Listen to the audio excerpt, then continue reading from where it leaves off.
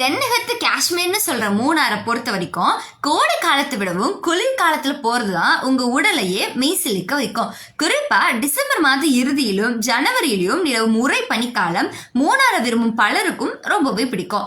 மூணாரை நேசிப்பவங்க கிட்ட கேட்டா Christmas ஹாலிடேயும் new year ஹாலிடேவும் எப்படியாவது மூணாருக்கு போயிடணும்னு நினைப்பாங்க. மழையின் அச்சுறுத்தல் இங்க சுத்தமா இருக்காது.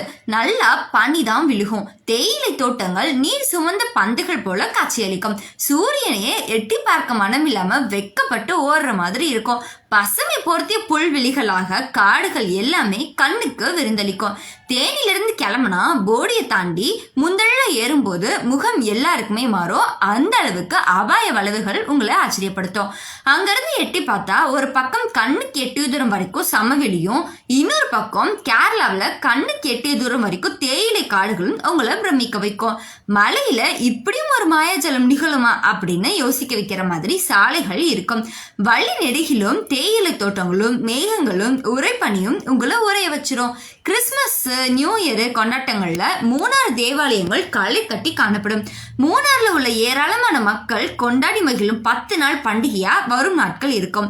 மூணாரை பொறுத்த வரைக்கும் மூணாறு நகர், நல்ல தண்ணி எஸ்டேட், குண்டலை எஸ்டேட் ஆகிய இடங்கள்ல மாலை 4 மணில இருந்து காலையில 9 மணி வரைக்கும் கடும் குளிர் நிலவும். இன்னும் சில நாட்கள்ல -டிகிரி அளவுல மூணாறுல குளிர் காணப்படும். இதுவும் மக்கள் அதிகம் வருவதற்கு ஒரு காரணமாவே இருக்கு. பகல்ல இதமான வெயில், இரவுல கடும் குளிர்னு கிளைமேட் சும்மா வேற மாதிரி இருக்கும். இந்த குளிர் சீசனை அனுபவிக்க ஒவ்வொரு வருஷமும் வெளிநாடு, வெளி மாநிலங்களை சேர்ந்த மக்களும் சுற்றுலா பயணிகளும் இங்க வந்துட்டு போவாங்க. அப்புறம் என்ன, நீங்களும் அவங்க ஃப்ரெண்ட்ஸ் அண்ட் ஃபேமிலியோட போய் என்ஜாய் பண்ணிட்டு வாங்க.